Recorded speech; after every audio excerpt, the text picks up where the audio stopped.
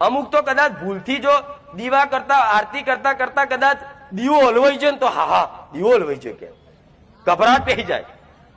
અને કદાચ દીવો કરતી કર્યો અને પવન બવન હલવાઈ ગયો ને તો કે હારું વાત કઈ અપશુકન થશે કે અરે પણ પવન થી ઓલવાયો છું તું તાર ફરી કરી દે ને શું લે શંકા કરે આ શું ખોટું? આવા બધા વ્યાયામ નહીં કરવા કોઈ દાડો. હો નારિયેળ ક્યાં બગડેલું નીકળે ખરાબ કે એ હા નારિયેળ બગડેલું નીકળ્યું ચમ આવું? હું તો કહું બગડેલું નીકળે તો કે માં તને આલ્યું તું માર એ તારા જોવાનું બગડેલું ખારું લે આલ્યું તને આ શું ખોટું? હું તો કહું બગડેલું નીકળે તો આપણે બીજું લાવી દો લે માં બીજું લે બગડેલું નીકળે તો ત્રીજું લે દો પણ એક તો સારું ના કરશે માતાને લેવું જ પડશે. નકારા કરતી હોય કે નહીં લેવું તો લેવું પડશે. એટલે આ બધી ભ્રમ નહીં રાખો. કદાચ કોઈ મઢ આ તો બધા મઢ સાફ કરવો હોય ને તો એ બીક લાગે. માતાનો મઢ મૂર્તિ હોય એને સાફ કરીને ઉતારવો હોય ને તો એ બીક લાગે કે હારું માતાને રજા લેવી પડશે. અરે માતાનો મઢ છે એને સાફ કરવા માટે એની રજા લેવાની થાય.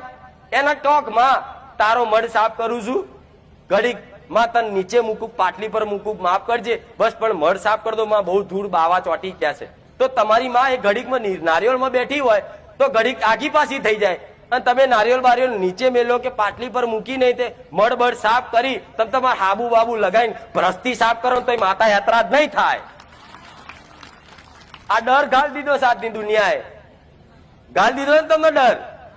માતા ફોટો બદલતા બીક લાગે ક્યારું ફોટો બદલીશ ને માતા યાત્રા થશે અને આ માતાનો ફોટો બદલવાનો છે ને એટલે આવું દુનિયા તમને ભ્રમય ચાલે ને કે આમ થાય ને તેમ થાય કે બિલાડી આડી મળી તો કે આવો અપશકુન થશે અને એક ને બધી 25 બિલાડીઓ મળે ને તો મારું નામ લેજો કોઈ અપશકુન નહીં થવા દઉં.